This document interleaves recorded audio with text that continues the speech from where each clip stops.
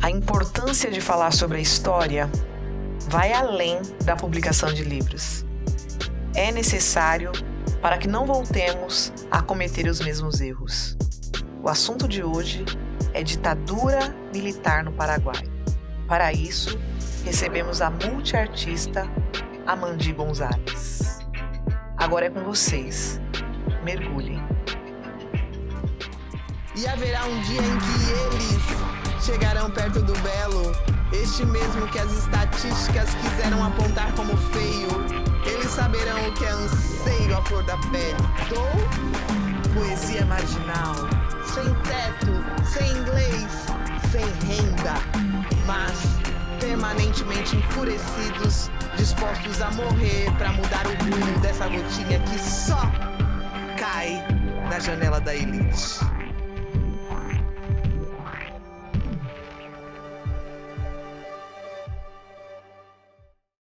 Aquí está la historia, no de Paraguay, esto es la historia de América Latina, esto es la historia de la Guerra Fría, y esto costó más de 100.000 víctimas. Bem-vindo ao mundo dos raros. Muito bem-vinda, Amandi Gonzalez. Que prazer enorme recebê-la aqui no nosso programa. Muito obrigada pelo convite. Estou muito feliz de estar aqui com você. Maravilha, gente. Acho que hoje vai ser uma aula, um mergulho na história do Paraguai. A Amandi é refugiada, não é isso, Amandi? Isso. Veio pra cá com quantos anos? Com 12 anos. E como que é essa memória daquela época? O fato de eu ter vindo para aqui, para mim, na época, foi uma sensação de liberdade. Porque eu me lembro que uma das memórias mais vivas da primeira coisa quando eu cheguei no Brasil, é que eu vi que uma pessoa passava cantando. Isso para mim, lá no Paraguai, era uma coisa que é impossível, sabe? Eu sentia isso como uma liberdade. Imagina a pessoa passar cantando livremente. Livremente. E é importante a gente fazer um adendo aqui, dá licença um pouquinho, Amandi, Sim. Que assim, dos países da América Latina, o Paraguai foi onde o regime ditatorial perdurou por mais tempo, 35 anos. Olhando hoje de fora, como que você vê isso e quais as reflexões que você faz em cima de ter durado tanto tempo assim, a ditadura lá? Que foi pelo general Alfredo Stroessner que estava no poder, né? Isso, Alfredo Stroessner. O Stroessner, quando ele tomou o poder, porque o Paraguai, ele vem de sucessivas ditaduras, né? Praticamente a gente não conhece a democracia a não ser depois, quando ela é imposta a nós, depois da saída do Stroessner.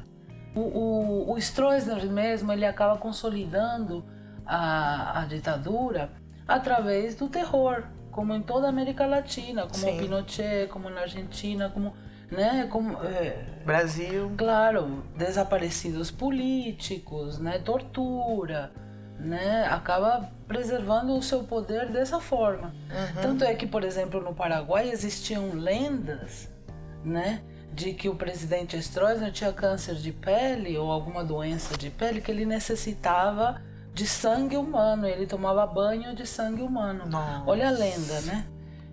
Os animais mesmo, os cachorros, quando viam a polícia ou os militares, eles já latiam, porque já sabiam que ia acontecer um massacre. Nossa. E aconteceram vários massacres, né? Massacres mesmo, né? Não tem outro nome, né? Para chamar o que aconteceu, né? A gente não vai chamar de holocausto, mas a ditadura militar na América Latina, que na época foi chamado de Operação Cóndor, né? Que era uma ditadura em toda a América Latina de modo geral, Sim. né? Que foi orquestrado pelos Estados Unidos, Sim. né? Tudo aquilo. E também o fim das ditaduras, que foram todas, né, graduais, né? Certo.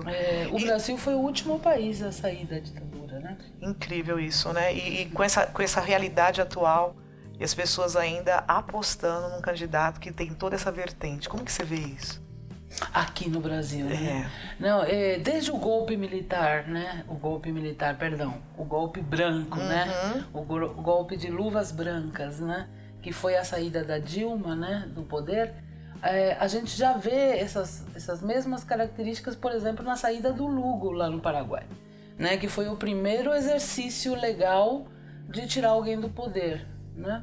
dessa forma. Então, e o Alfredo Stroessner, ele levou um golpe do próprio genro, né? Ah, sim. Levou um golpe, mas no momento era só para tirar o ditador mesmo do lugar, né? Porque ele também era um militar, né? E ele era o parceiro dele, unha e carne, até o dia anterior, né? Ele só foi, digamos assim, a transição para a democracia. Então a nossa transição, ela foi militar. Militar também. Foi militar também. E aí depois disso foi instituída a democracia já. Com o Lugo que tiraram ele depois, né? Sim, através de um golpe também? Um golpe também, que foi o primeiro golpe. Então o Brasil aprendeu lá, né? Essa cartilha ele estudou muito bem, né? Sim, Amandi, eu peguei uma frase de efeito aqui que eu não sei se é de fato real, se você lembra disso, mas o lema era não pensar, se pensar não fale, se falar não escreva e se escrever apague tudo. Era muito radical assim. Era. E não só era, quanto é até hoje. Lo más grave, termino con esto, ¿verdad? Lo más grave es que el cóndor sigue volando. No terminó. Murió Pinochet, murió Banzer, murió Stroessner, pero el cóndor sigue volando. Né? Porque existe a coisa do não falar, né? Da opressão, de fato. Que ainda tem um reflexo, né? Tem um reflexo, porque a ditadura ela não é nem comentada, é até uma coisa boa, né? Então era uma coisa boa que ofendia a liberdade e os direitos civis da população, né? Então isso, por exemplo, não é lembrado. Cada vez que é lembrado que era bom, não é lembrado que muita gente morreu, né? Isso precisa ser lembrado, houve né, um Amandi? banho de sangue em Claro. toda a América Latina, né? Houve crianças, né? Porque você pode dizer sim, mas eles queriam lutar contra o sistema, né? Que até hoje a gente acha um absurdo lutar contra o sistema, né? Então tem que o quê? Se adaptar a uma regra abusiva, né? Tem que seguir contra a sua própria natureza. Sim. Amandi, falar sobre tudo isso não te traz sofrimento? O que é importante falar sobre isso tudo agora? Tem pessoas que falam que é melhor esquecer, deixar pra lá. Como que é isso pra você? Valorizar a memória, porque às vezes a gente acaba sentindo as coisas e quando a gente não gosta do que sente, quer esquecer, quer omitir, né? Quer somente ficar com a parte boa da história, né? Mas acontece que toda a história, toda a parte que a gente vive deve ser valorizada e deve ser sagrada. E na história, por exemplo, do Brasil, né? Na história do mundo. Qual a importância? Sem o Holocausto, nós não seríamos o que somos hoje. E a gente esquecer que o Holocausto aconteceu só nos tornaria menos do que somos. Né? A gente não pode começar do zero todas as vezes que a gente esquecer a história. Né? Então é necessário nos lembrarmos sempre de quem somos, o que estamos fazendo aqui e por que tudo isso, né? Como seres humanos nessa vida. Claro. Né? Amandi, no Brasil, os guerrilheiros do Araguaia eram chamados de terroristas. E lá no Paraguai eram os guerrilheiros, né? Tem alguma diferença? Ah, sim. É que nem quando a gente fala que a pessoa está invadindo um lugar ou que ela está ocupando o lugar, né? Quando a gente fala que ela está invadindo, é porque é coxinha, falando, né? E quando está ocupando, é porque a pessoa é do movimento. É do movimento. Assim mesmo, se a pessoa disse que é terrorista, é coxinha. Né? Se é guerrilheiro, é porque faz parte do movimento. Sim. É um cara que está lutando, né, de forma armada contra o sistema. E você tem uma experiência pessoal, né, em relação aos guerrilheiros, né? Sim, Conta pra gente. Não só eu, quanto também alguns paraguaios aqui no Brasil, nessa mesma Araguaia que você citou, né? Temos o caso da Soledad Barret, né? Que ela lutou aqui com os militantes do Araguaia, né? Foi companheira do que depois veio se transformar, o que era o Cabo Anselmo já naquela época, né? Que a assassinou o filho dele e dela no ventre, né, com 8 meses. Nossa, né? Que história. É uma história bem terrível, né? Uma grande maioria das mortes, a polícia sempre inventava histórias para cobrir realmente os seus atos, né? E ela não foi diferente. Foi entregue o ponto onde ela estaria, né? Pelo Cabo Anselmo. A polícia foi lá, pegou ela e mais uma companheira, né? A Pauline Restul. E elas saíram muito machucadas já de lá, né? E as fotos que se viam no ML era uma montagem de um possível tiroteio que tinha acontecido e que ela teria morrido nesse tiroteio, né?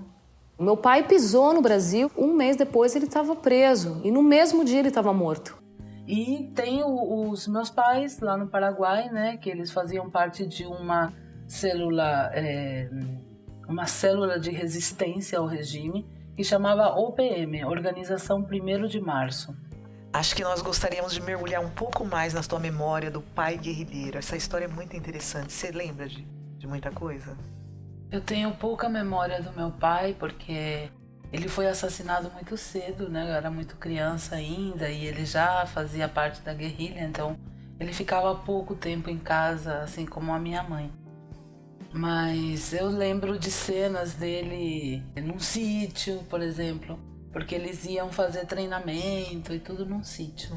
Então a gente ia visitá-lo às vezes e eu me lembro dele brincando comigo, me jogando pra cima, assim. Uhum. É uma cena que eu tenho de lembrança dele. E aí ele foi assassinado lá? Ele foi assassinado, eu tinha 5 anos de idade e minha irmã estava na barriga da minha mãe. E minha mãe estava sendo procurada viva ou morta. A cabeça dela estava a prêmio por 1 milhão de guaraníes na época. Estava em todos os jornais. Nossa, e a opção que vocês tiveram é se refugiar no Brasil. Você veio com 13 anos, né? Eu vim com 13. Na verdade, eu fiquei lá com a minha avó e eu era proibida de sair do país, né? E eu fui vigiada, fui controlada, fui sequestrada 2 vezes pela polícia. Sempre tinha pessoas da polícia morando na nossa casa, né? Era uma outra realidade. Isso por muito tempo, até chegar aos 12 anos e vir aqui. Tanto que o primeiro interrogatório que eu fiz com a polícia foi aos 4 anos de idade. Que você usou o pseudônimo de Bia Castilho, né? Isso. E, Amandi, e hoje, como é que tá? Você, o que você faz no Brasil? Né? Você trabalha com arte, que eu sei, mas eu quero saber mais pra gente poder também entrar no teu livro, Água da Chuva. Então, eu gostaria de falar agora na atualidade. Eu sou poeta, sou escritora, né? Eu sou massagista, massoterapeuta, né? Trabalho com o corpo, né? De várias formas. E o livro Água de Chuva? Água de Chuva foi assim a tentativa, porque assim, isso que eu te digo, as memórias é uma coisa que a gente tem que fazer sentido às nossas memórias todos os dias, né? A gente tem que dar essa ênfase a tudo aquilo que a gente viveu, dar essa importância. Eu tenho até medo de esquecer, né, tudo o que já aconteceu. Isso aqui é uma forma de eu me lembrar eternamente de como, até de ser grata, né, à vida. E, Amandi, eu queria que você falasse um pouco para os nossos jovens que não passaram por isso, com esse dilema que a gente está hoje com esse candidato querendo a volta de tantos momentos tortuosos que a gente teve no Brasil. Eu queria que você desse um recadinho. Então, eu na época era uma criança da ditadura. Então eu não tive família, não tive irmãos, não tive pais. Eu brincava com os meus bonecos e eles não eram meus filhos. Eles eram meus pais, meus tios, todos aqueles que a ditadura tinha tirado de mim. E é isso que a gente não pode esquecer, né? Porque muitas crianças ainda virão, né? E nenhuma ditadura é boa. O que significaria a volta da ditadura, Amandi? É a volta da opressão, de não ter o que falar, né? De, enfim, não ter essa mesma história para contar, né? Hoje em dia a gente já está vendo o que acontece com a educação. E isso é na democracia. Imaginem na ditadura, né? Foi encontrado aqui em São Paulo uma vala de 300 pessoas sem identificação. Isso é a ditadura, né? E a gente não sabe quem são essas pessoas. E não vamos falar de Amarildo, Marielle, Cláudia. Isso aí é democracia.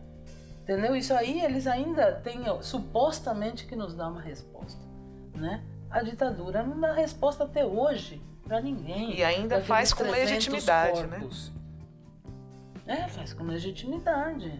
É em defesa do país, não é isso? Exatamente. Então, acho que é isso. Eu queria que você contasse um pouco do enredo do teu livro, que você fala que até os 13 anos que você retrata aqui. Na verdade, a minha infância foi bastante atribulada, né? Como eu te falei, né? Eu não tive contato com a minha irmã nesse período. Só depois mesmo, né? Que eu a conheci e tudo mais. Nesse livro eu conto a trajetória, né? A minha trajetória de infância até os 12 anos, quando eu chego aqui no Brasil. Nossa, imagino que deve ter sido um mergulho. Você sofreu muito escrevendo esse livro? Eu acho que ele também teve uma coisa assim meio de exorcismo, né? Terapia. Tirar pra fora, também foi uma coisa importante. E de resgatar a memória, porque senão você esquece, porque as coisas ruins é como se a gente quisesse anestesiar e esquecer, né? Só que aí quando a gente esquece, a gente perde o contato com a nossa realidade. Amandi, tá me vindo aqui uma reflexão. Por que você acha que esses regimes ditatoriais ainda têm tanta voz, mesmo com tanta tortura, com tanta morte, hoje em dia? E porque o sucateamento da educação, né? Tudo começa com a falta da história, de ter contato com essa memória universal, né? Porque é um processo universal, né? De sucateamento da memória, né? Então, não existe, agora as memórias são mais individuais, né? Então a gente esquece, não tem uma consciência, né? Que vai relendo, né? Tudo aquilo para nós, porque tinha conceitos que a gente já tinha superado. Poxa, os direitos humanos é o quê? 300, 400 anos? Pois é. E ainda estamos nessa. E a gente ainda está engatinhando na democracia, né? A gente ainda não sabe lidar muito bem, né? Bom, é isso, gente. Espero que vocês tenham gostado. Amandi, adorei te receber. Foi uma aula de história. Muito obrigada, viu? Isso, e não pensem que vocês não têm nada, que não podem colaborar, que não pode ser mudado o mundo. O mundo muitas vezes muda contando às pessoas o que acontece, resgatando a memória do seu país, do seu estado. Os índios mesmo, eles só têm a cultura deles e eles resgatam isso de maneira oral, porque o sistema não dá nenhuma outra forma para eles. Então nunca deixem de passar para frente essa mensagem. Esse fica um pedido ali para o universo. Gratidão.